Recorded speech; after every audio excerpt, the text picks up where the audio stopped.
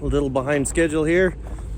I wanted to be able to film knocking the road open, doing everything, but the road was so bad. I've worked on the road the last day and a half, probably got about 11 hours into it so far. I have the passable enough to get the truck in and out.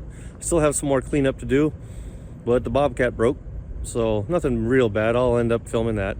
But I lost the drive belt halfway up Widowmaker Hill on the north side yesterday and had to limp the thing back down with about half a can of belt dressing, so that was the start. But I picked up something special that I've been waiting to get for almost a full year. Been drooling over it for more than a year. So we'll have to show you what that is. But for now, I just wanted to say good morning. I hope your new year started off well. Weather's clearing up here. It's still kind of warm, pretty nice. So let's go down the road and see what happens. As you can see, the road's still a bit rough. I was finally able to start scraping it down to the hard base. That's when I lost the drive belt down here on the hill to the north. But at least I got to where I keep the truck in now. These berms weren't piled up this high. I had anywhere from 6 inches to 1.5 feet of wind-blown, drifted snow to fight with, and just the normal dirt bucket on the front of the skid steer to work with. But it did it. There was a lot of learning curve because I never claimed to be an operator. Definitely some drawbacks to having a very long driveway in a remote homestead in the middle of a forest where nobody can get to. It's part of the reason I'm up here. I had a problem with the generator system. The foolproof system I set up last fall to guarantee that my friends wouldn't be inconvenienced over the winter trying to keep the place running. Well, it wasn't as foolproof as I thought it was.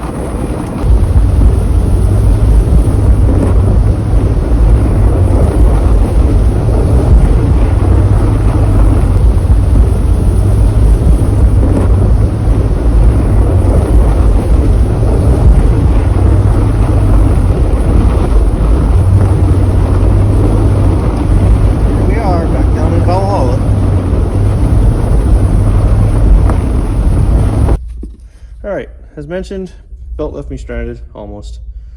It's a little hard to see because, well, I don't have enough lighting in here. That's not too bad, but you can see how bad the inner ribs are torn up. And the backing actually has, see if I can line up, you can see pinholes going through it.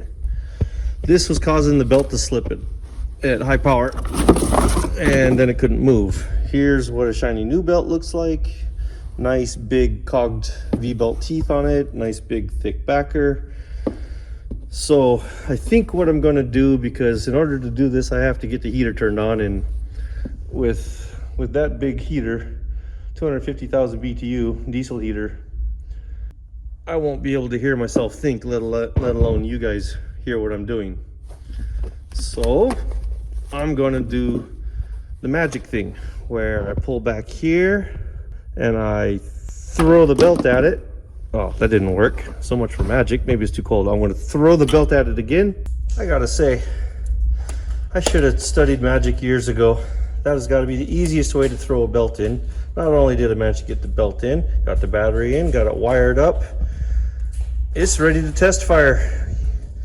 That magic trick works so well, I even cleaned up some of the tools. So now let's fire the engine up and see if the belt will stay on.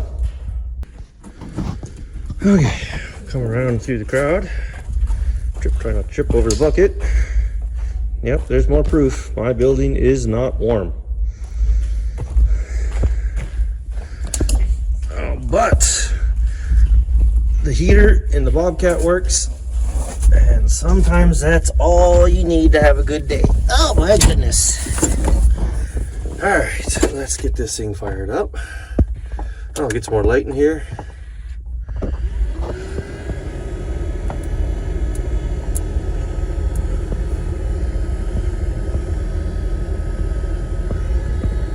Okay, I guess the heater warmed the engine up. Don't need the glow plug. That's a good sign.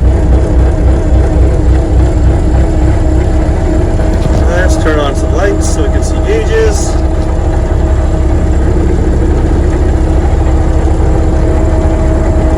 Alright, I can live with that.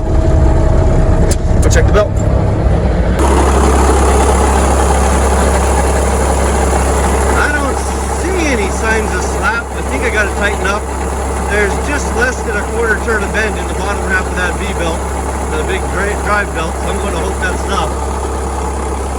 I guess the only thing left to do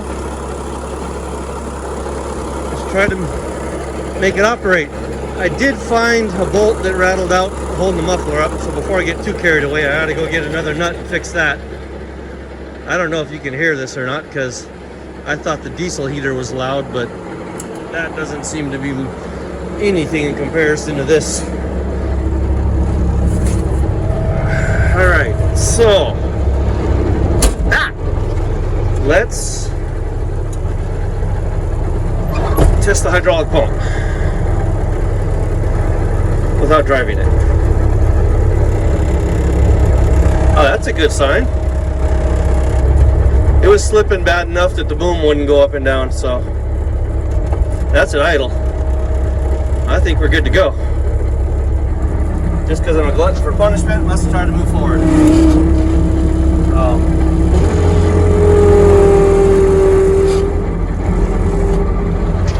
I did it.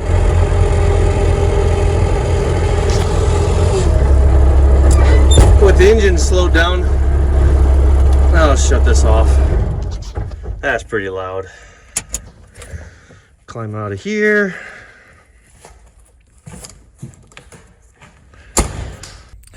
You know what? Before we put that thing back to work and risk making an unbelievably boring video instead of just a potentially boring video, I wanted to show you something super special. You've hopefully seen the videos. If you haven't, there'll be links at the end of the video about this one, about the size of the array, the position of the array, the angle of the array, all the trees I cut, and all the technical mumbo jumbo. Well, the clouds just cleared long enough to show you something firsthand. Granted, it's 12, 13 days, 14 days, I don't know how many days after the solstice, but the sun's only about 1 degree higher. So here's what I want to show you. Looking up at the building, there's no dark, ominous lines of shadow, shade, whatever you want to call it, on the building. You can see some lines vertical that are fairly faint, and of course there's me. Hi! But you can see the bright spot where the sun is. So if we pan around, I'll do it slow so this has a chance of focusing. I might even try to walk over a little farther. Whoop, too late, went through the snow. Dang it. Can't believe moose can get through this. But there's the sun. And it's hard to tell. Let's see if I can shade this a little. It's actually above the spruce line, or close enough to it to not cause problems. The shadows that my friends were seeing when they were down here on Christmas Eve without a cloud in the sky were all from the birch. So those birch, all those big beautiful birch that I wanted to leave because they're gorgeous and didn't have the heart to take them down. Yeah, all those birch need to come out. They actually were, because on a crystal clear blue day, no issues at all. I maxed out at about 1/3 of what I should be capable of, even though, you know, I'll never have 100%. I did see where my voltages were getting up in the 286 range, which is actually a little higher than nominal open circuit. So because everything was cold, and I think the cameras at the time were showing almost 30, 25 below out here, that we were actually making a lot higher voltage, which helps keep the amperage down. We were making a lot of power, just not enough. But yeah, I will end up cleaning up that south property line, just because. Push those trees as far back as I can, but it's working.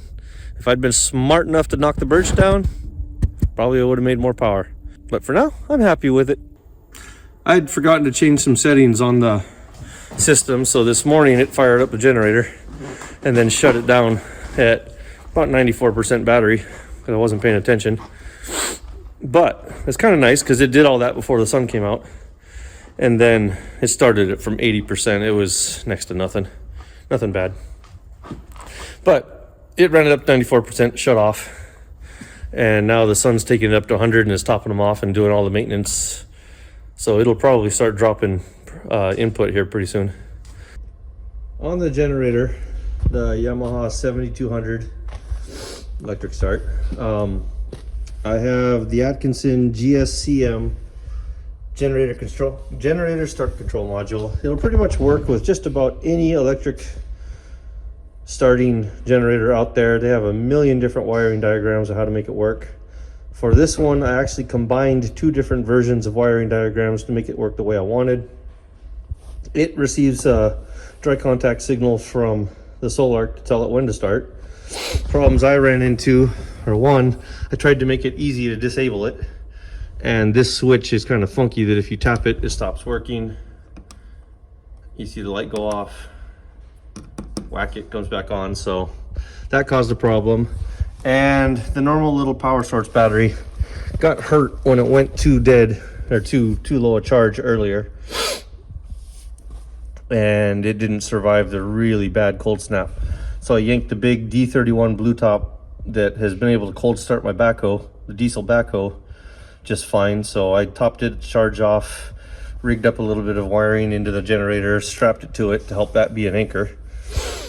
This cord is the frequency reference to tell the module that the generator is running to stop cranking it. This cord is going to a pencil heater down inside the airbox to help heat the intake up.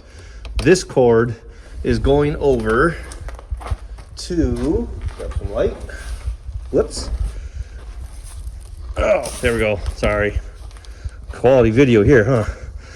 But what I did is I have three 12-gallon marine tanks in parallel, equal length hoses to try to draw equally with a primer bulb. Because the generator doesn't have a fuel pump on it, it's just gravity feed, it was having problems drawing fuel from the tank when it got really, really cold. The primer bulb got really, really stiff and hard, and there's the little flapper valve in there that was restricting fuel flow. So I ended up having to work around that. In order to take care of that, I ended up jumping on Amazon, found a cheap little low pressure fuel pump, and I believe it was a 300 watt 12 volt power supply that I have plugged into the generator, so that when the generator is running, it makes the 120 volt, which makes my 12 volt, which then runs the pump. It was actually kind of entertaining. When I first tested it, I couldn't tell the pump was running. I couldn't hear it, couldn't feel it. Grabbed the multimeter and yep, got power to it. And then I let it run for an hour and the generator had no issue. Then I was playing around with some things, shut off the 120 volt breaker, forgot about it, and maybe 30 to 60 seconds later, the engine shut down and couldn't figure out why. And then I remembered I shut the breaker off. But so far that's been working like a champ. I need to put some more clamps on it. I gotta go get some hose clamps. I have some of the squeeze type like up on here, using outboard marine fittings to just plug it in. And if I open the petcock, the pump will actually refill the main tank. I haven't let it run long enough to completely fill it and see if the vented fuel cap is two-way or not. I don't know if it'll spill out of the cap or not, so I just shut the petcock off and I'll fill the main tanks and use this one as a reserve. One other thing I did for winterization, because of the fights and problems I had last year, carburetor's icing up and the crankcase ventilation line icing up, besides putting the pencil heater inside the airbox. Oh, it looks like I'm still getting some oil blowout. Oh, great. I'll check my oil level. But anyway, the other thing I did was I put a block off plate here that when the generator's running, the big fan, cooling fan that draws air across the engine to keep engine and generator, it then blows out this exhaust shroud. So I put a cooling plate here, or a block off plate here, and I cut a hole in the shroud. Let's see if I can get it. It's kind of hard to see. Get some better light. This pipe here, this is a flexible exhaust tubing like I have on the generator to go outside. I cut a very carefully shaped notch in there, angled the end of the inlet to be a scoop, and then that funnels warm air up into the bottom of the airbox to keep warm, dry air up in that area to keep from icing that carburetor up again. By doing this, it's been able to actually produce more power, more stable power. I'm not having moisture problems in the in the fuel with the remote tanks. I do have bottles of heat in the gas to help absorb it, because if this generator starts to cough and sputter due to water or any kind of power loss, the system senses it as an overcurrent, an AC overcurrent, and stops taking power from it until it stabilizes, and then go back on and forth. So it takes a lot longer to get the charge out of it than I need to. This year, it's been running great. This thing's been just purring like a kitten, no issues at all. And when it's running, it's been, you know, nice, consistent, solid, steady power. So that was basically my quick and dirty winterization, and it worked. We got down into the 30 below down in here, and it had to run, and it had no issues doing it. So that's pretty much how I'm making the system weather the storm unattended.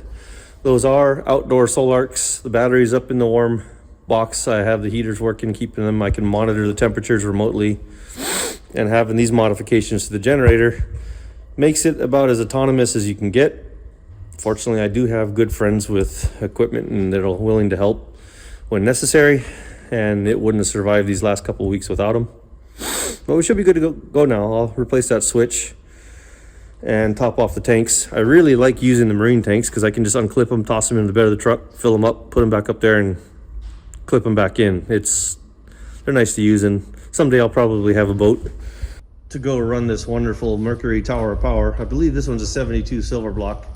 It's an officially 115 horse mark, but it's the good old classic screaming Banshee six-cylinder, inline six-cylinder, two-stroke Mercuries from the 70s that were just, frankly, somewhat underrated. It might have said 115, but I think they meant rounded down at the prop rather than at the flywheel. But anyway, I have plans for that. I just need to get the old family Caldwell duckbill out of on Alaska and get it up here to the shop where I can start restoring it. And then we can go take this bad boy out in Big Lake and play with it. And that'll give me an excuse to use these marine tanks. So anything I get, I try to make multi-purpose. That's probably enough jabbering about that for now. I do have the special surprise to get out of the bed of the truck, so I'll go ahead and do that so we can share it. All right, to get this surprise out, which I've been waiting a very long time for and mentioned earlier, I'm going to need to use the skid steer because it's 570 pounds and not going to happen. Okay, I'll get the door closed up. Everything seemed to behave well enough. Hopefully it starts again. Oh, I guess I didn't finish cleaning everything up. And unlatch the forks. Or excuse me, not the forks. Bucket, that's what this thing is. Alright. Still doesn't need glow plugs. Contact. Wow. Alright. Not sure how I'm going to do this. Let's turn some lights on. Oh, let's turn the big light on too. That's that big light bar on top.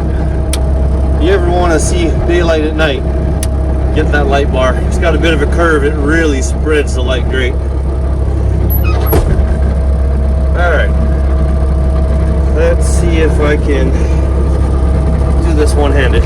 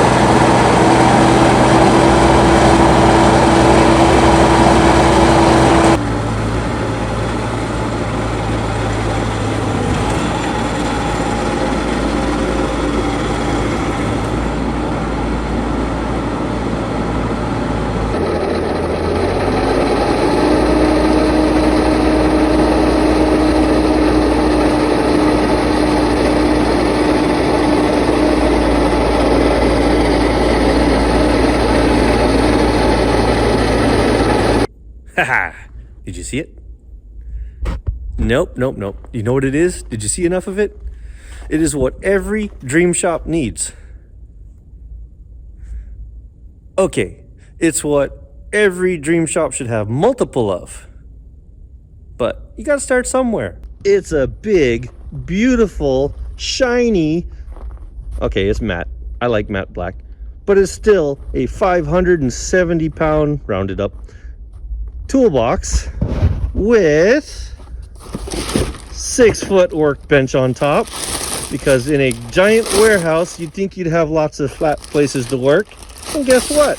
Until you build them, you don't.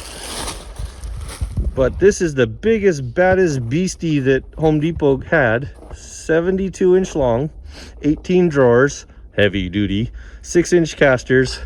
They'll be great once I have concrete. I don't have concrete, but I have that bad boy. And now that the belt is fixed, it works surprisingly better. But anyway, I have been waiting for one of these for so long. It has the adjustable height worktop, all the long storage underneath. I can't wait to fill this up. So yeah, that's my big surprise. I'm in my happy place, have a new toolbox to fill up so I can actually find things. I have a place to put things. I'm not a neatnik, but when everything's tossed in one of two bags somewhere in the building, maybe the truck, it gets really frustrating looking for tools. So if I have a workshop, I might as well start setting it up like a workshop. So for now, I'm going to move this big bad boy inside.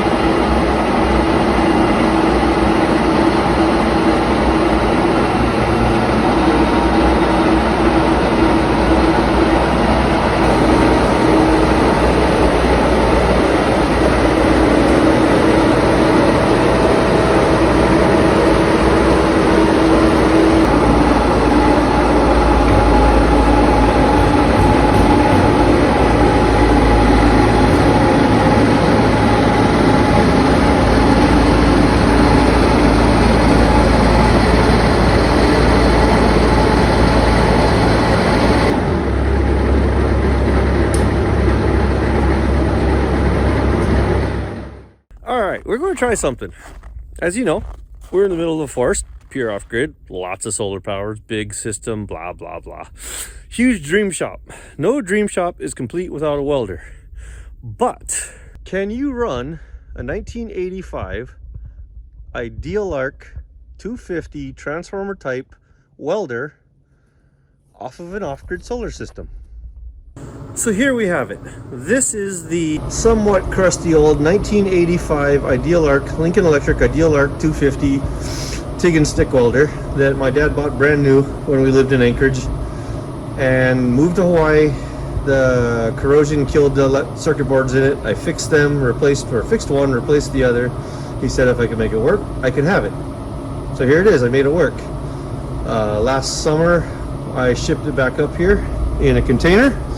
And now I just, don't laugh at my wiring, temporary permanent hooked it up, made my 12-foot extension cord of sorts, and we're going to give it a shot. Okay, so I'm not actually trying to weld anything, just see if it works. We're in the middle of a forest, off grid, it's probably close to 0 degrees. See what happens. Okay, here we go.